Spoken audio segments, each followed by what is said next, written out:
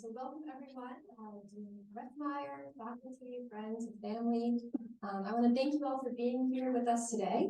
My name is Lydia Jankowski, and I'm one of 10 UMass Master of Regional Planning students here to present all that we have accomplished during our fall 2023 studio with the support of Professor Neil Bargers and TA Tatum Thomas.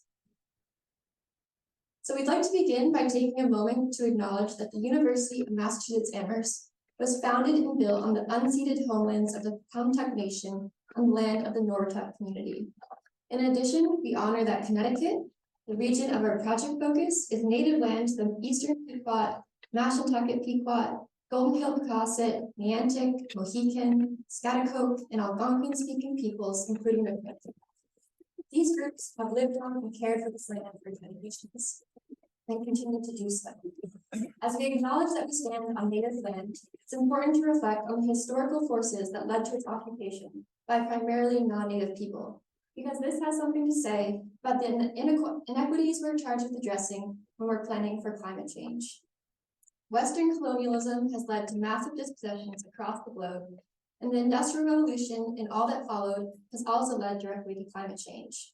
Wealthy countries have been the primary drivers of climate change, while the Global South, indigenous communities, and low-income communities, as well as communities of color, suffer the most from its effects. It's our responsibility as planners to prevent and correct injustices. That can only be done by working with historically disadvantaged groups as full partners in planning, with respect, openness, and real accountability. These reflections speak to the project we'll be presenting on today, which is a regional greenhouse gas reduction plan that has a focus on equity at the center. Over the next 45 minutes, classmates Hansa Irfan, Helen Harrison, and I will walk you through the work we've done with our client, the South Central Regional Council of Governments. As part of a federally funded climate.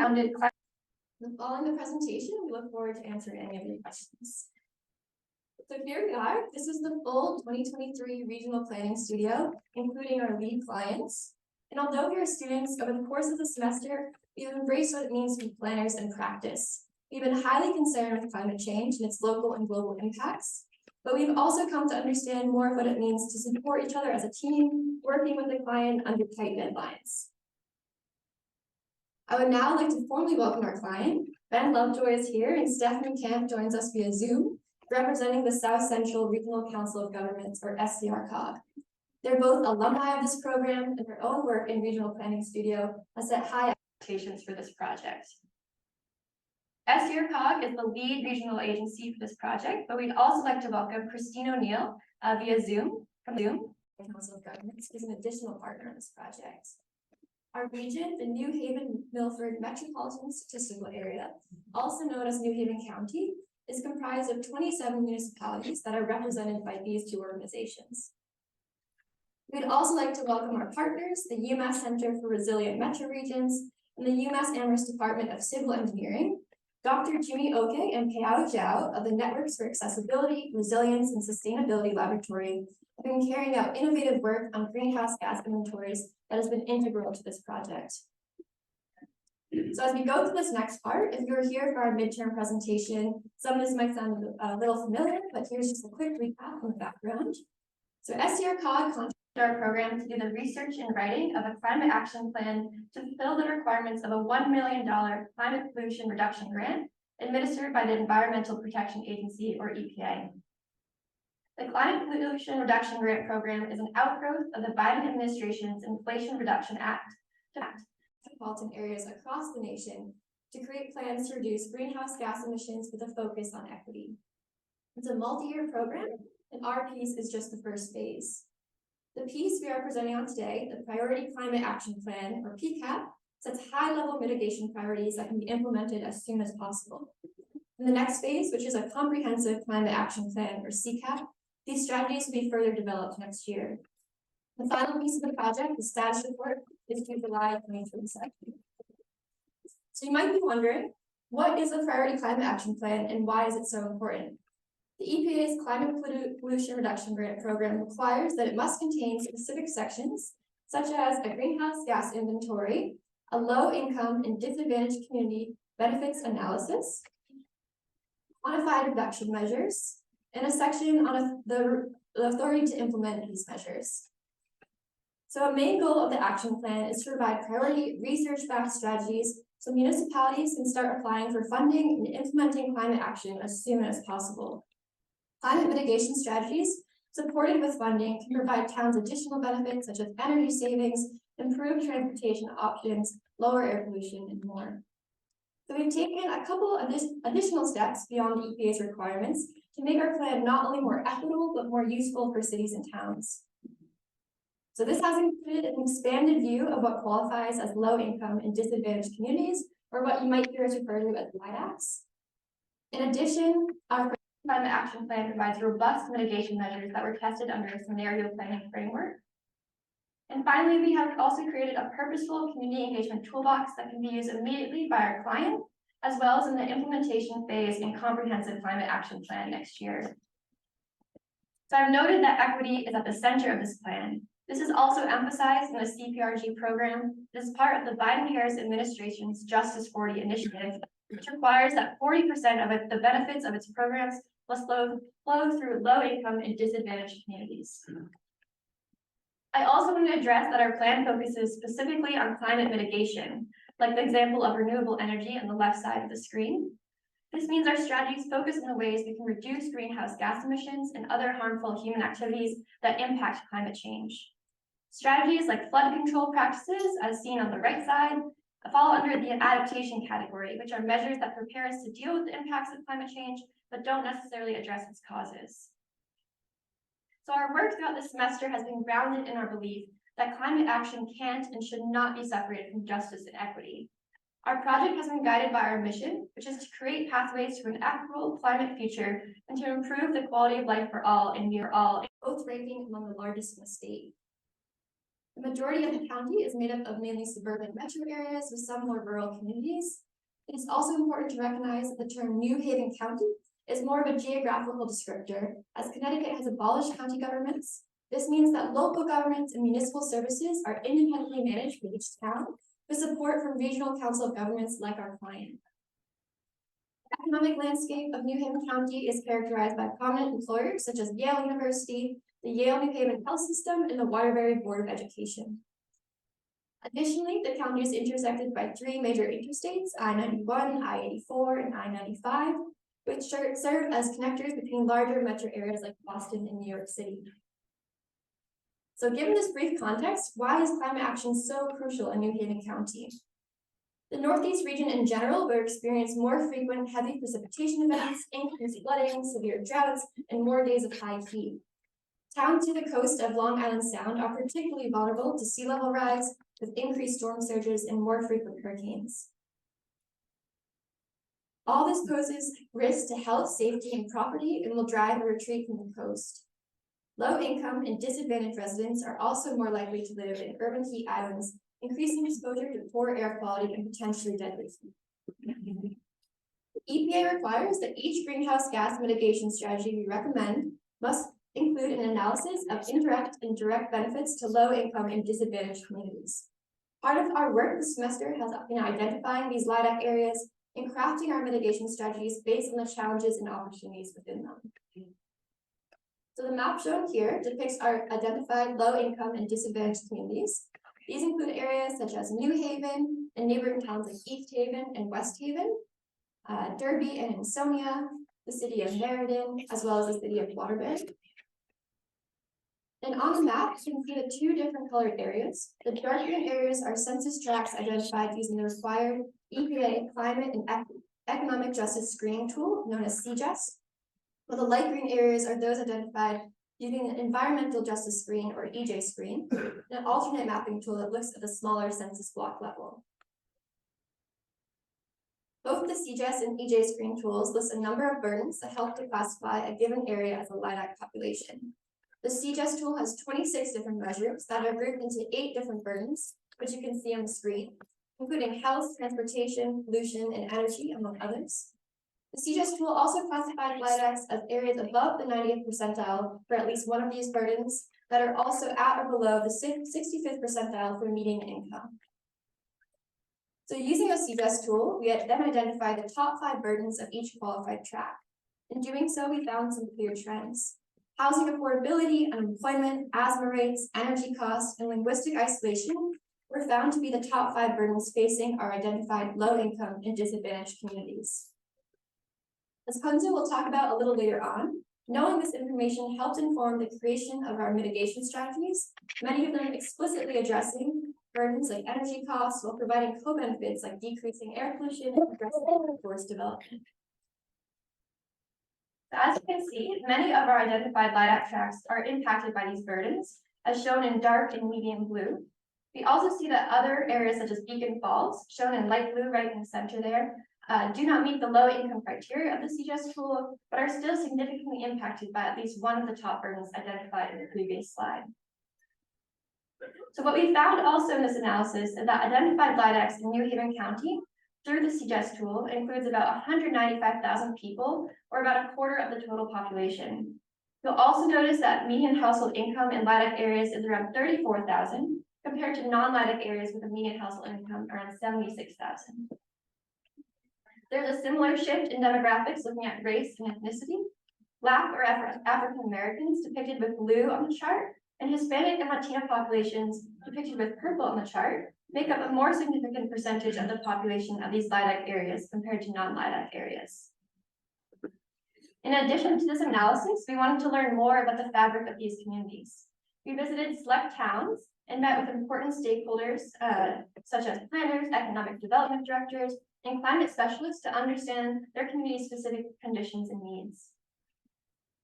For example, driving into downtown Ansonia, we saw the vacant Ansonia Brass and Copper Factory. In our interviews with Ansonia stakeholders, we learned that this factory complex has received funding for redevelopment, among other industrial brownfield sites within the town. These new developments have the potential for mitigation strategies around building efficiency, material use, as well as workforce development. In Waterbury, once known as the Brass City, the city is also set on acquiring industrial brownfield sites for redevelopment, like the Freight Street projects you can see on the right side of this slide. In Meriden, we saw the Meriden Green, a 14-acre flood park built on a remediated brownfield site that was once the center of industrial and commercial activity within the city. While this project is an example of adaptation planning, it gives us an idea of how cities are dealing with the legacy of their industrial past as well as climate issues. So one common theme that arose among municipal staff was that even when grants become available, staff don't always have the capacity to apply for and implement these projects. This indicates that collaboration between municipalities will be key in the implementation phase of this grant. Many of the communities we visited also had high percentages of people living below the poverty line. In some cases, some of the lowest income areas were directly adjacent to wealthier towns or neighborhoods. We see this in the city of New Haven, which has a poverty rate around 21%. New Haven has had a long history of economic division, especially around the immediate area of Yale, one of the most highly endowed and prestigious academic institutions, where only a few blocks away are some of the most vulnerable neighborhoods. Similar divides are visible in Ansonia. Ansonia has a poverty rate of 12%, while the adjacent towns of Seymour and Woodbridge have poverty rates of 1.5% and less than 1% respectively. During our visit to New Haven, we also visited housing developments managed by the New Haven Housing Authority, which serves over 6,000 families and has 31 properties. Some are rows of townhouses that look promising for rooftop solar and heat pump installations, while others are areas for increased tree canopy, or that look good for increased tree canopy initiatives. Another big question on our visits was looking at how people get around in these communities. Many of the towns we visited, such as Waterbury, Wallingford, and Meriden, among others, had commuter rail stations with direct services to New Haven. New Haven itself is a transit hub with high-speed rail lines like the Amtrak and MTA services to New York City, passing through Union Station. CT Transit also operates bus services throughout much of the region, yet in cases like Derby and Ansonia, the bus service only went through downtown areas. So it also is important to note the positive change occurring throughout the county. For example, we were able to visit the Kellogg Environmental Center in Derby, which offers incredible programming on environmental and climate issues. New Haven has recently received infrastructure grants, and students in the city have been speaking out about climate issues. In Hampton, work has been done on complete streets and flooding initiatives, while Waterbury has started a home energy action campaign. So as we were conducting our site visits and interviews, A goal was to bring to life information that we had been studying and researching. Luckily, we have had the amazing opportunity to partner with NARS Lab, who have been creating regionally specific emissions inventories required by the CPRG grant. Within our site visits and interviews, we were able to see how these different sectors are actually functioning in these communities. So here's what some of that more technical data looks like.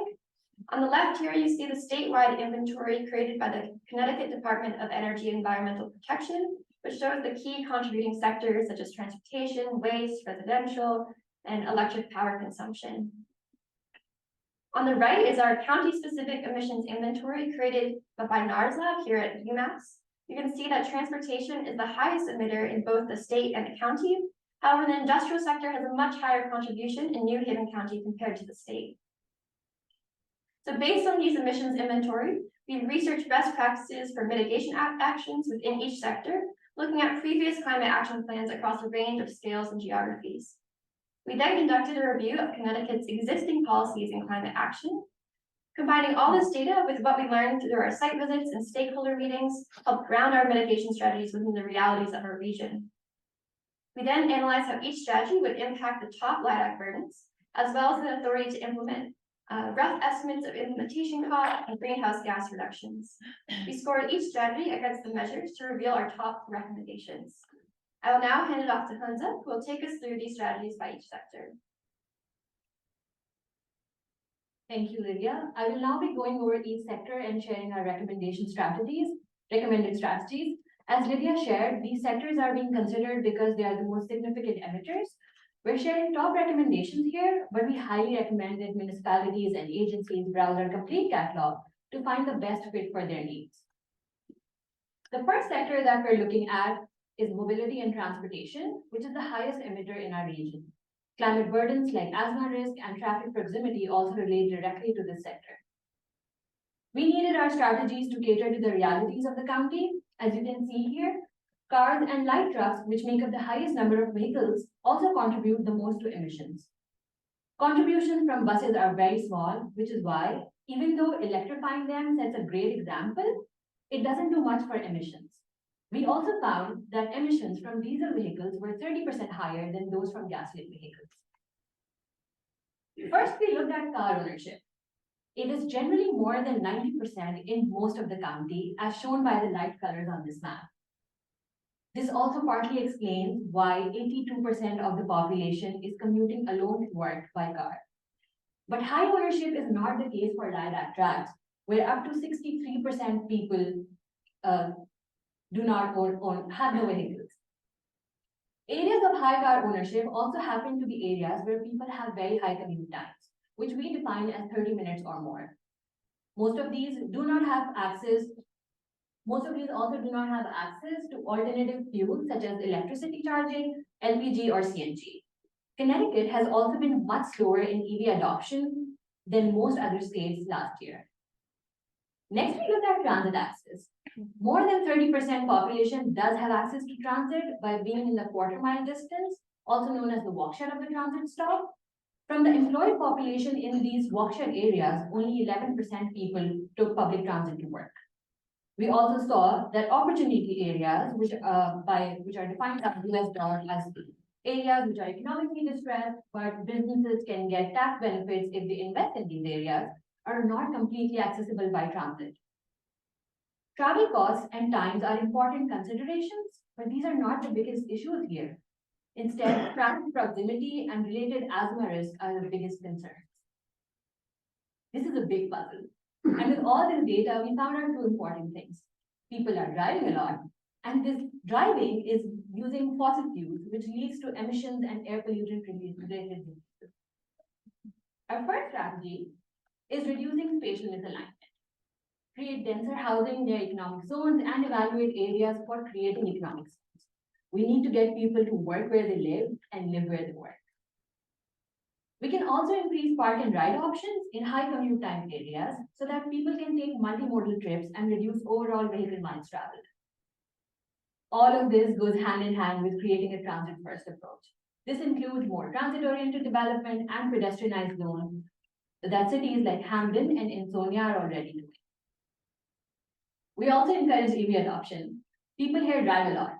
So making making it easier to buy, making buying EVs easier is an important consideration. Cheaper, which is the EV rebates program in Connecticut, has high rebates for vulnerable communities. There can be limited time offers with increased rates so that more EVs are bought in the short term. In low density areas, we can encourage at-home charging through solar power, which we already get federal tax credits for. And in high density areas, new development can be required to have charging available. Now, as we're electrifying, we need to think about where this electricity is even coming from. We need to ensure that we're not just shifting the burden to electricity production from fossil fuels, which is why electricity production and consumption is an important sector. This sector contributes to 9% of the county's emissions, but this may increase as we continue to electrify. There's a 54% to 46% split between residential and commercial or industrial buildings.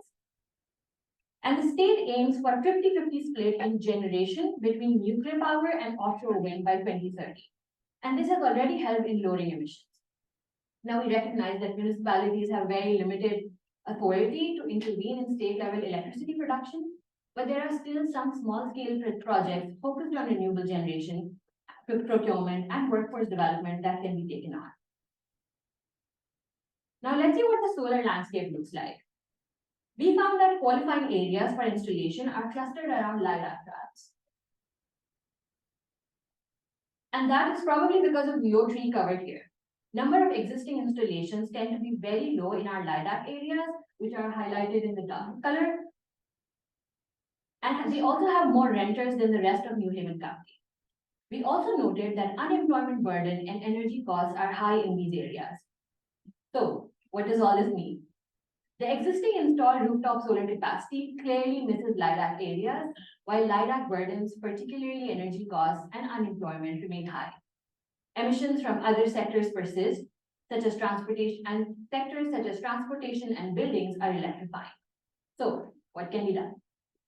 We recommend using brownfields for siting solar projects. These are already concentrated in lilac areas, so we will be directly benefiting these communities. Municipalities can inventory and prioritize parcels that represent equitable and environmentally sound locations. We can also partner with community-based organizations for this to overcome energy cost barriers that are associated with large-scale utility companies. We can also have distributed solar projects and microgrids within public housing complexes. This provides solar installations for communities that need them the most, once again, bypassing equity issues with current incentives. Our third strategy is outreach programs that communicate existing state and federal financing programs for rooftop solar. These include federal ITC tax credits, state-level tax breaks, and Connecticut Green Bank's Solar for All and Solar Reinvestment Program. This also ties in with our strategies for EV adoption and at-home charging and can possibly increase rooftop solar uptake in our region. We know unemployment is a major burden here. So the last strategy specifically focuses on that. We can partner with local and state-level workforce development centers, technical schools, and trade unions to prepare the workforce for energy transition. Now, before I continue, can someone tell me the temperature outside right now? Anyone? 30 30's right. Yeah, it's pretty cold, right? But we're in a nice, warm, cozy place. Turns out, our buildings use up a lot of heat for that. 11% of our emissions, this sector contributes to a total of 3%. 11% of these emissions are attributed to commercial sector buildings, while the residential sector accounts for 19%. Energy efficiency in these buildings need to be a key focus. Reduced energy consumption in buildings directly correlates with lower greenhouse gas emissions. Energy efficiency in buildings also yields other tangible advantages, including reduced utility bills and operating costs, which are high in lilac areas. We found out that majority of residential units in lilac areas are not powered by solar energy, and these face high housing burdens. This map also indicates the housing age in the county, which relates to use of lead paint and air toxin levels, which you can see is very high in the lilac areas. Now, we know that energy cost burden is high in older buildings, especially in lilac tracts. There are already existing initiatives that address this. For example, Connecticut Green Bank, which I mentioned earlier, also offers financing for low-income households to set up solar programs. In vulnerable communities, they have already retrofitted 43,000 homes adopting solar energy. But what else can be done? We need to set energy benchmarking and disclosure standards for existing and new development and provide a central platform for accessing this data and increasing transparency. Next, we recommend that homeowners conduct retrofitting and building benchmarking and maintain transparent records. This will make buildings more resilient and ensure tenants' rights are secure. We also recommend integrating passive solar heating systems into community initiatives to reduce overall energy costs for these and having targeted financial assistance programs for this. Now, we've already talked a lot about what individuals and municipalities can do, but let's not forget that there needs to be accounting in industries too. This sector contributed to 13% to the county's emissions. Sources include power plants, natural gas facilities, petroleum systems, other major industries such as healthcare, retail, manufacturing, and educational institutes. As you can see, healthcare and social assistance happens to be the largest employer in our region. Healthcare institutes also serve as anchor institutions, which basically means that they have significant stake in the geographical area and also help in shaping the community by having the large purchasing capacity and providing employment at a large scale. Through our research, we found out that there is a lack of greenhouse gas reporting and monitoring in the private industry sector, and quantifying emissions is a challenge. Secondly, there's a massive opportunity in partnering with healthcare sector.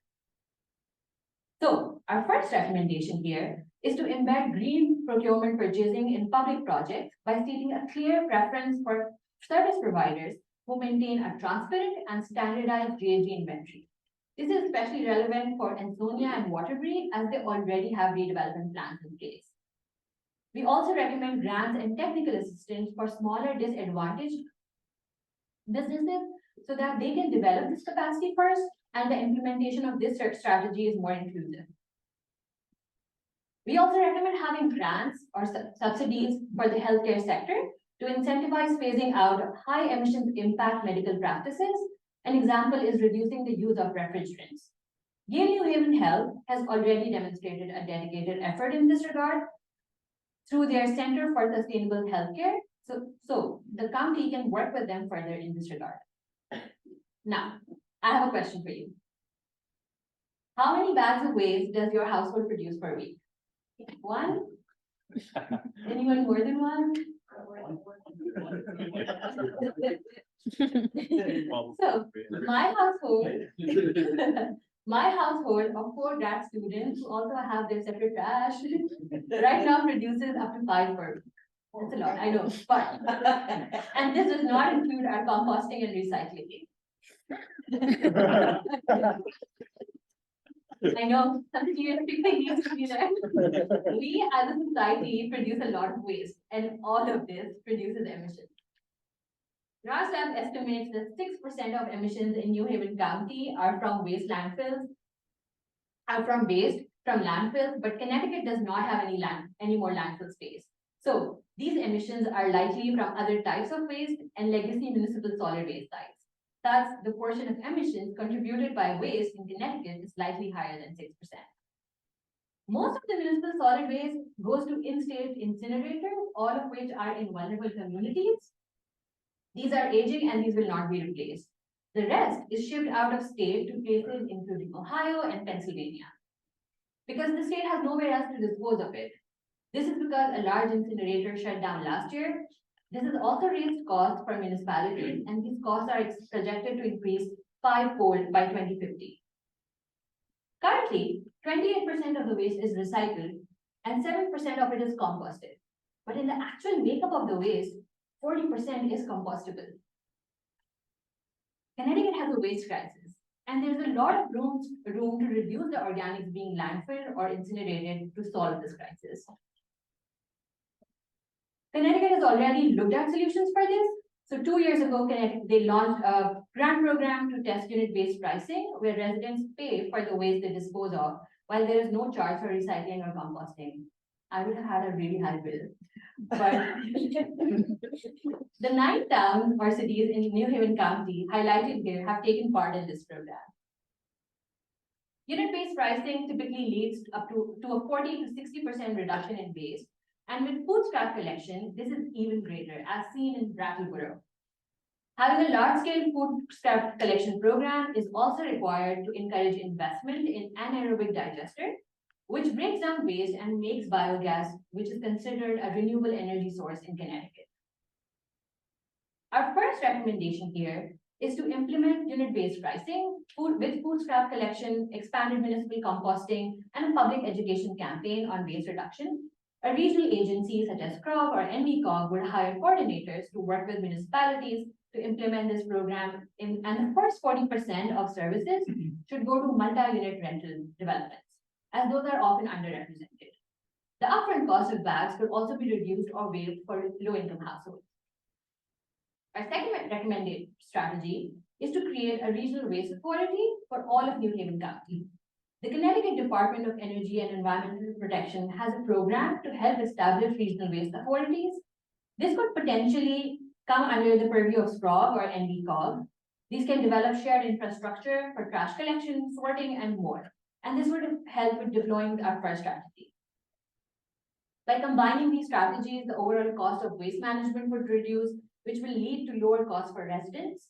There would be less waste going to incinerators, which would reduce air pollution. And the development of waste processing infrastructure, particularly anaerobic digesters, would also create jobs. Now, the last sector that we're focusing on is working lands and forests. So why are forests important? They're not major contributors, but healthy, productive forests can offset carbon. And they do this through carbon sequestration, which means absorbing carbon from the atmosphere, and carbon storage, which means the cumulative biomass that they hold. The size and health of a forest directly impacts its storage capacity, so preserving forests and preventing detrimental land use is important. In Connecticut, forests make up to 60% of the land, as you can see in the green here. It's green, it's the bad lighting. New Haven County actually has an overall high percentage of tree cover, which we benchmark as at least 40% because that's the threshold after which you start seeing significant benefits. Now, this is all very promising. But when we take a closer look at vulnerable communities, you see that the tree canopy is significantly lower as shown by the green trees. On average, most of our LIDAC tracts have a tree cover lower than 40%. Studies show that this can be 30% lower than high-income communities. In some of these more dense urban areas, tree cover is as low as 2 to 3%, for example, in New Haven, in the densest areas of New Haven, and it's as low as 6% in Waterbury. Connecticut needs to find a delicate balance between accommodating its people and preserving its abundant forests. And since nearly 72% of Connecticut's forests are privately owned, this necessitates collaborative efforts among private landowners, coalitions, agencies, and the state to address forest fragmentation and ensure the ongoing health of these wooded areas. Our top emerging strategy is increasing urban tree canopy, especially in the vulnerable communities. This will reduce emissions and provide co-benefits to these communities, such as improving air quality, building ecosystem resilience, and fostering community identity. Increased tree cover also provides building energy regulation benefits and reduction in the urban heat island effect, which is very important for vulnerable communities. We also recognize that low-income residents are more likely to be renters, and planting trees requires landlord's consent. Given this, as well as what we saw during our site visit to New Haven and West Haven, housing authority development should be a priority for these initiatives. Lots of information there. But breathe, because now we know this problem and we also have possible solutions. All of these initiatives can be taken to reduce emissions, and collectively they can address the total emissions. We have also shared additional strategies in our PCAB and in our gallery behind you. We understand that grant applications might ask agencies and municipalities exactly how much reduction will occur. Dr. Oke and Ms. Zhao are already working on quantification of these measures, which will be available with our final version of the PCAP. So make sure that you read it. The pandemic has taught us that the future is uncertain, which is why our selected strategies aim to be robust in different possible futures. I will now hand it over to Helen, who will talk more about how we test this. Thank you, Hamza. So along with getting to know New Haven County and identifying our top strategies, we went through another layer of analysis known as scenario planning. A common failing when we plan is planning for present conditions rather than the future. Now, the future is always uncertain, and scenario planning helps us bring those uncertainties into planning. This is especially important in an era of climate change and rapid technological change. In scenario planning, we imagine a variety of futures in which outside forces move in different directions. We then identify which strategies work best in different situations and which hold up best across a broad range of possible futures. And I really like this piece because I've always really liked sci-fi, so. To build our scenarios, we identified 6 external forces that would have a big impact on our plan. Those were public opinion, climate change impacts, technological shifts, legislation and funding, economic shifts, and demographic shifts. By imagining changes in the intensity and direction of these drivers, we created 3 possible scenarios. One is a fossil-free future, another is coping with gridlock, and the last is the watershed moment. Now, the future is not going to look exactly like any one of these. It'll probably contain elements of each, but this helps us think through the possibilities. In our first scenario, fossil-free future, the main drivers are legislation and funding and economic changes, which are favorable, as well as technological shifts. As you can see on the heat map, the most important drivers are larger wedges, and favorable trends are indicated by a plus sign, and unfavorable ones would have a minus sign. So in this future, government action like the 3-state wind agreement between Massachusetts, Connecticut, and Rhode Island, and falling interest rates and lower inflation lead to a lot of renewable energy investment, which leads to the development of offshore wind and solar-powered microgrids. Heat pumps and electric vehicles are the norm. Connecticut becomes a hydrogen fuel production hub. However, people's underlying habits haven't changed, so there's still high energy use, high car use, and throwaway culture. Underdeveloped transit and housing policy deepen inequities between urban, suburban, and rural areas. Our next scenario, coping with gridlock, is quite a bit different. In this case, the economy is not doing well, and legislation and funding are unfavorable, but there are some positive shifts in public opinion. Gridlock at state and federal levels has led to a lack of funding and legislation for climate mitigation. Sustainable waste solutions and transit improvements don't materialize. High inflation and interest rates discourage investment in renewables. Developers pull out of offshore wind agreements. Still, EVs, heat pumps, and solar panels become more prevalent. But oil and gas prices go up, and we're still pretty dependent on fossil fuels. People turn to businesses and philanthropy for climate-friendly investments. The competition for scarce resources leads to inequalities between wealthy and non-wealthy communities. However, because of frustration with government inaction, there's growing climate activism. In our final scenario, the watershed moment, the major drivers are negative climate change impacts, demographic shifts, and positive public opinion changes. In the watershed moment, climate change comes fast and furious before the region has really fully completed the transition to renewable energy. As damage and disruption become the norm, public opinion changes in favor of climate action, altering political and economic systems and values. Denser forms of development reduce car use, and while large-scale renewable development has not materialized, a regional system of energy co-ops and on-site solar allows the region to transition to more renewable energy. At the same time, climate migration into the region and away from the coast strain the housing market. Global shocks lead to higher fuel prices and some job losses in some sectors. Overall, people are tightening their belts. We looked at how the top burdens facing vulnerable communities would be affected in each scenario, with linguistic isolation and unemployment falling under the category of workforce development needs, high asthma rates falling into the category of air quality, and we also looked at energy and housing costs, greenhouse gas emission, energy use, and local implementation costs. The different scenarios led to very different outcomes. This example is for coping with gridlock, and you can see that although greenhouse gases are falling, energy costs and housing costs are going way up. You can see that on the right. This analysis helped with our next task, which was seeing which strategies would work best in which scenarios. We tested our top strategies in each scenario to find the ones that held up best in certain conditions and which were the most robust in all scenarios. This is a peek at part of our scorecard, and these are 3 strategies we tested. The first one did well in all 3 scenarios, the second one just in 2, and the last one only in 1.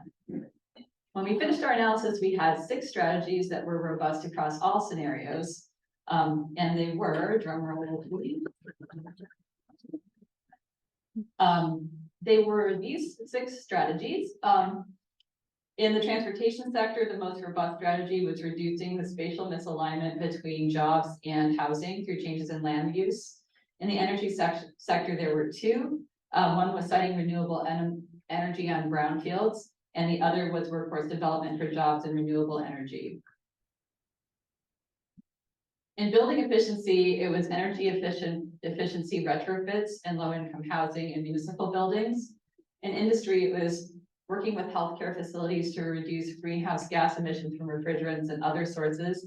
And in waste management, it was a regional waste authority to implement waste reduction and infrastructure and programs. Some common themes among these strategies were that they're relatively low cost. Many are flexible and can be done in stages. They can be implemented on a local or regional level, and they often feature workforce development as either a benefit or co-benefit. We also noticed that cultural values play as big a role as funding in whether our strategies are successful, and that's why public engagement is so important. Public engagement is another crucial part of making sure our scenarios are robust. While our phase of the project has had some public engagement, our main task in this area has been laying the framework for much more intensive public engagement in the next phases, which will be carried out by our client and to some extent by next year's studio class. So we've talked about our site visits and our stakeholder meetings that we've already done, and now I want to share some of the tools that we've created. To spark creative discussions at workshops and meetings, we developed a game based on our scenarios and strategies. It's a great way to get people talking about trade-offs in different situations, like in rural, urban, and suburban communities with different budgets. We tested this game with 2 student groups, and it will be available to use in the future by our client, community partners, in next year's studio. And you can see the game cards we created in the gallery.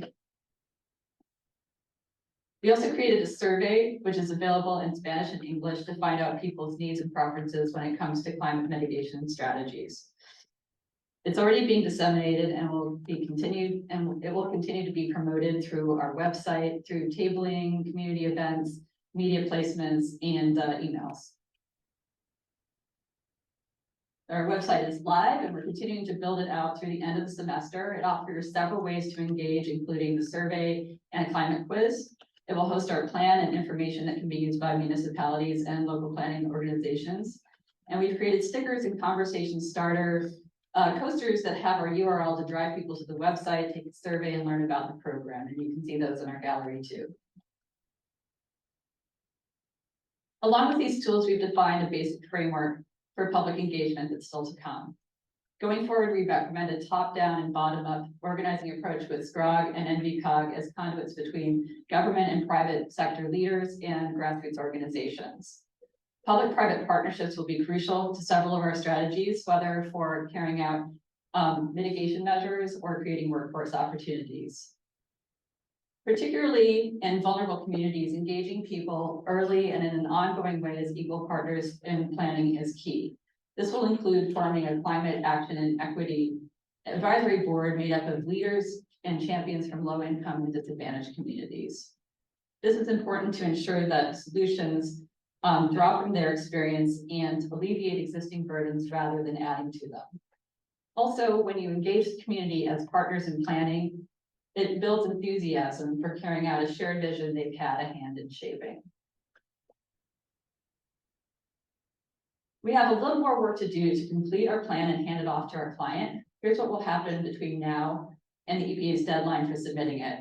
First, we'll finalize a write-up of our plan by the end of the semester, which is soon. The plan will be posted for public comment on the website through starting on December 30th, and it'll be up through the 31st of January for public comment. Comments will be reviewed and more edits will take place during February, and the PCAP will be submitted on March 1st. We're pleased to pass along to our client a plan that provides a broad range of effective near-term mitigation strategies. We've highlighted the ones we believe will be easiest to implement on a local and regional level, and that offer the greatest emissions reductions while providing important benefits to low-income and disadvantaged communities. Benefits like improved health from cleaner air, lower energy bills, better ability to get around the region, new job opportunities, and protection from heat island effects. And we've identified the strategies we think will hold up best under different circumstances.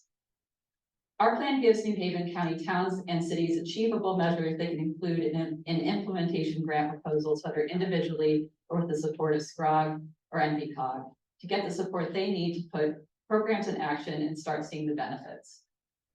It's inspiring to know that our work is part of a larger national effort to reduce emissions. Added up, this will lead to huge reductions that will make a real difference in the fight against climate change. We're excited to see what happens next as our client and next year's studio take these ideas out into communities to make them a reality. Thank you so much for joining us today, and many thanks to everyone who made our work possible. We'd like to open the floor to questions and comments, and I'll pass the mic off to Joe Mega, who will facilitate.